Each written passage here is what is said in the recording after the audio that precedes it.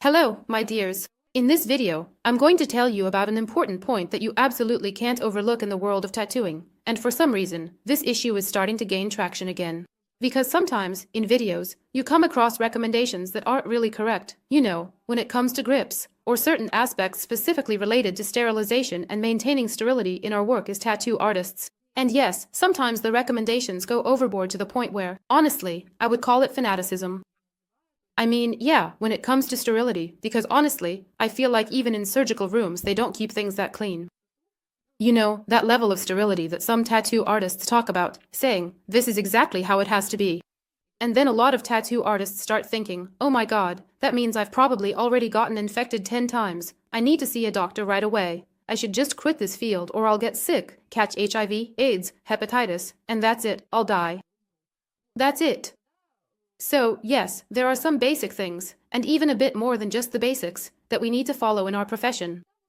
For some reason, though, there are these extremes, like things happen that, for some reason, many beginner tattoo artists aren't taught about, even in those tattoo schools or basic courses. I mean, of course, they talk about important things like sterility and all that, but some things, they just don't get across, they really don't emphasize just how important it is. Right? And the first thing we're going to talk about is the rules of sterility in tattooing. Yeah, in the tattoo industry, it's the sterilization of the grip, which is absolutely mandatory. It has to be done. So even if you're wrapping your machine in a safe way, I actually showed this in a video, but even in that video, I mention an important point. You still have to sterilize the grip. So, one way or another, it has to be done. That method just protects against major mechanical contamination. Right? Yeah. And basically, your grip just doesn't get as dirty. For example, if you're working with a lot of ink, yeah, like when there's a lot of ink involved. Yeah. But you still need to sterilize the grip, because one way or another, even when you're taking out a new cartridge with your glove, let's say you're working on a client, you stop and decide to change the cartridge, you take out the cartridge, you've already touched it with your glove, right, your non-sterile glove, and then you insert into the grip. Obviously, the inside of your grip is already contaminated. So basically, this method doesn't fully protect against, certain situations where something might get onto the tattoo machine grip. Of course, you're covering your machine with a barrier very thoroughly, making sure to cover all the gaps, covering everything, because you can't sterilize the machine itself in any way. And even though, for example, I wrap the machine very tightly to make sure there are absolutely no gaps anywhere, so that nothing can get on it, I still wipe everything down with a surface disinfectant, a Vansept, after the session. Yes, I spray a Vansept directly onto a paper towel, then wrap the machine up really well in it, and let it sit like that for a while. It's just, just for my own peace of mind. So, absolutely everything, yes, I wipe it all down as well. And as for grips, yes, if you're not ready to follow all the sterilization cycles, if you're not prepared to sterilize them, then just get disposable grips, the kind you throw away after each client. But, yes, you need to check if there are disposable grips available for your tattoo machine. Although now there are a lot of different tattoo machine brands out there. But the most well-known ones, if we're talking about the more affordable segment that many beginners buy, are Ambition and Easy. Yeah, all of those machines. That is, well, Mass too, by the way. There are disposable grips available for all of them, so just get disposable grips in that case. But if you're already sterilizing, then right now check to make sure you're following all these steps exactly, in the correct order, and not skipping any of them. If there's something you're not doing properly, it's better to add that step into your holder sterilization process, especially if you've been skipping it or doing it incorrectly. The first step when you start sterilizing the holder, of course, is soaking it in laminol. So, the soaking is done in a laminol solution. Check the label from the manufacturer. Yes, on the laminol you buy, read whether it needs to be diluted with water and how long the instrument should be sterilized. So, specifically, how long should the soaking process take? Usually, it's about an hour or two, sometimes a bit longer. So, always make sure to read the manufacturer's instructions. And check what concentration to dilute it to, and how long the solution will remain effective, right? Because it's not just for one use. The solution can stay effective for a certain period of time. That's it. This is our primary sterilization step. Next, while wearing gloves, you take out your holder and, well, you can gently wipe it with a paper towel to remove the solution. Throw away the paper towel, and then you proceed to the mechanical cleaning of the holder. This can be done either in an ultrasonic bath, also using a special solution for ultrasonic cleaning, or it can be done by hand. Yes, so this is the mechanical cleaning step. Basically, you just wash the holder to remove any remaining laminol, ink, or even petroleum jelly if there's any left, just clean it all off. And yes, basically, this must be done in a utility sink. That is, this sink should not be for general use, it should be a dedicated utility sink. What does that mean? It means that only instrument cleaning is done there, and nothing else. So, we don't wash our hands there, we don't wash dishes there. So, the sink is not for general use, it's a utility sink, which is usually cleaned with strong, typically disinfectant agents. Right? After that, you let the holder dry for a while. You can wipe it with a paper towel, or place it on a paper towel to let it sit. That's it. And then, once it's dry, you put it in a craft paper bag, label the bag, and then, meaning you write the date of sterilization on it, and after that, you put it in the sterilizer, either in a dry heat sterilizer for a full cycle or in an autoclave, also for a full cycle. By the way, there are also debates among tattoo artists about which is better, an autoclave or a dry heat sterilizer. Many people say that the autoclave is better. Yes, as sterilized with an autoclave myself, it's very convenient, really great. And why is it better? Because some tattoo machine manufacturers, for example, prohibit sterilizing the grip in a dry heat sterilizer, since something could happen to the metal. But I'll say this, what usually happens is it just changes color. For example, one of my grips changed color in the dry heat sterilizer from black to brown. But that doesn't bother me at all, as they say, because for me, sterility is more important. Yeah, exactly. I'm one of those people who sterilizes the grips and follows all the protocols. So, disposable ones aren't very convenient for me. It's easier for me to work with the original grips. Yes, I'm talking about tattoo machines. Yeah. And by the way, regarding this, some people have asked, what do you do if you have, say, 2 or 3 clients in a day? For example, I don't have time to sterilize the grip between them. Or, for example, if I have people coming in for matching tattoos, does the second person have to wait several hours while I sterilize everything? The answer to that is, you can actually keep some disposable grips on hand for situations like this, or you can buy extra grips for your tattoo machine, the original ones, made of metal. Yeah, they're usually sold separately. For example, I have several grips for one tattoo machine. And actually, I have several tattoo machines, so sometimes, between clients, I don't even just swap out the grips, I switch out the entire machine. That is, I use a different tattoo machine with a different grip. Yeah, you might end up with several tattoo machines. You can switch out tattoo machines. I mean, I think that's pretty clear. Also, when it comes to prepping your workspace for a session, that's actually a really important point. Some people overlook it. Yeah, by the way, nowadays there's even this trend where it's not considered necessary to wrap the couch in stretch film, you know, as a barrier protection. But I personally think it's absolutely necessary, really, a must, because you're working on someone's body, and one way or another, even just by accident, you could get ink on it. Well, yeah, some people say, but I'm working on the chest area.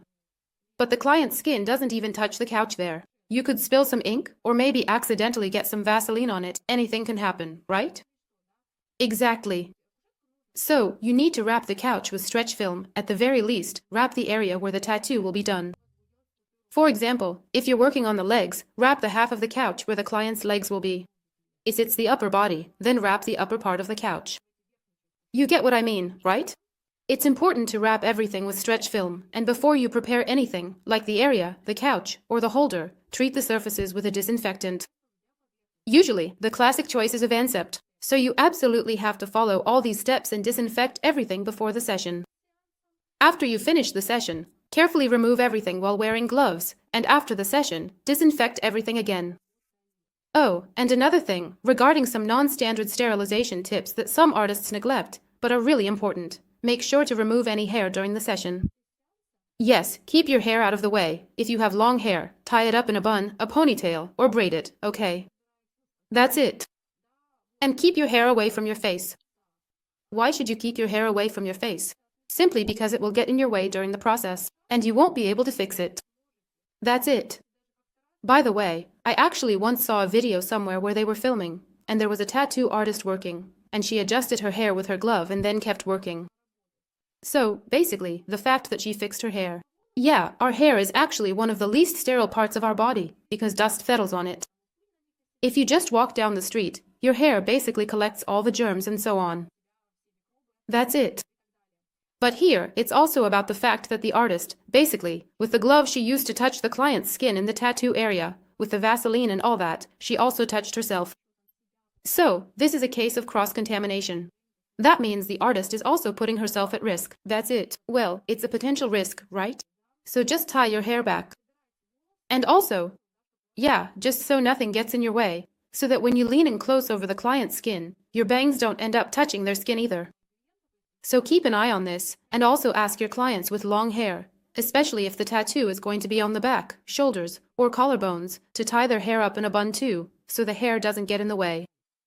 And by the way, speaking of photos, you know, a lot of people like to let their hair fall over the tattoo, like they move their hair aside and show off the collarbone. But it's better if the client's hair doesn't touch the tattoo area at all. It's not safe either, because there could be some inflammation or something else, and then, you know, you'll be the one getting the questions. So you shouldn't allow that. Just tell your clients, like, hey, move your hair away, don't let it fall on the tattoo, and please don't touch your tattoo with dirty hands. Because some clients have this habit of touching their tattoo right after the session. I'm like, don't touch it, you don't need to. It's an open wound. Just don't touch it. Although, as I said, a lot of artists these days get almost panicked, like, oh my god, my client touched their fresh tattoo with their hand. Oh god, what do I do now?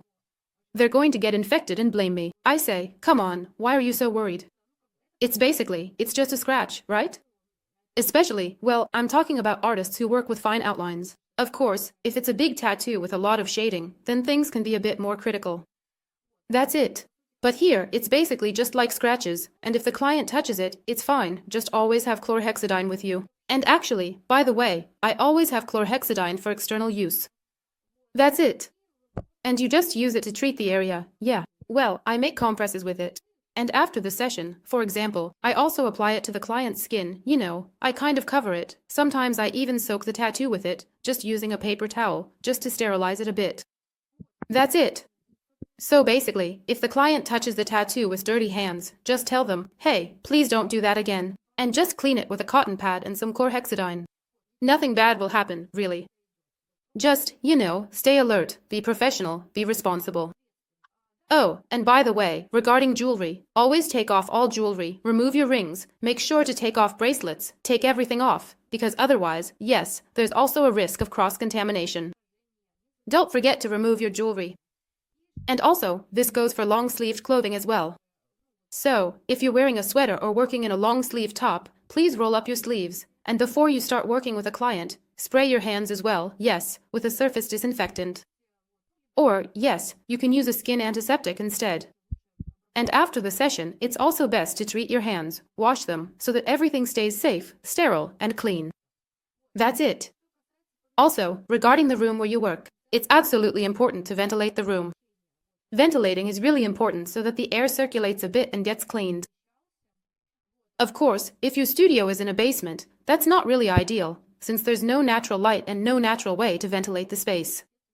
But nowadays, for example, there are quartz lamps and air purifiers. You can have those in your studio too.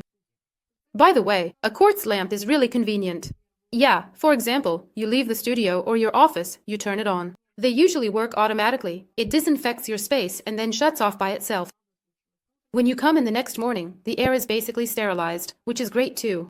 This is more of a recommendation, you know, because sometimes, as I said, there are studios with a lot of technicians and the space is pretty closed off. So you can't really air it out well. It's better to purify the air like this.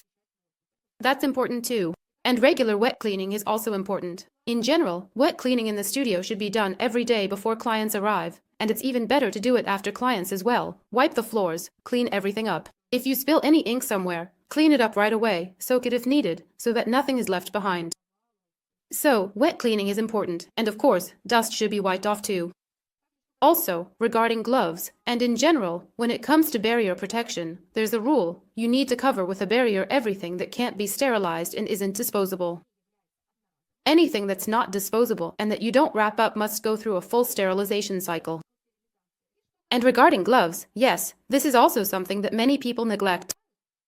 If during a session you want to scratch your nose, fix your hair, get up and walk away, or touch anything other than the client's skin or your table with supplies, you must take off both gloves and throw them away.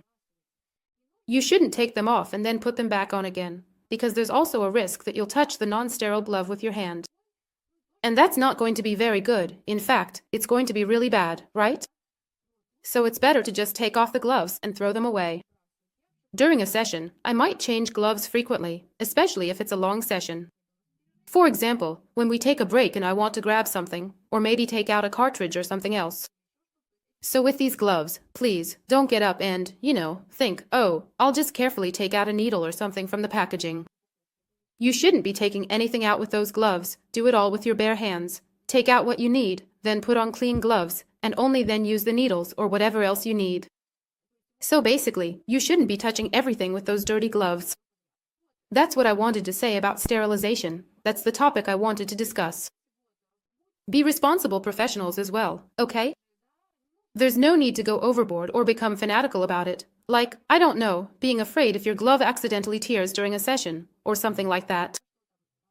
You don't need to be afraid of that. I mean, everything is fine if you're a responsible professional, if you follow all the rules, if you do everything carefully, if you go through all the sterilization steps, and apply everything you know about sterility. Just make sure you follow and observe all of it, okay? So basically, if you approach your work very responsibly, everything will be fine for you.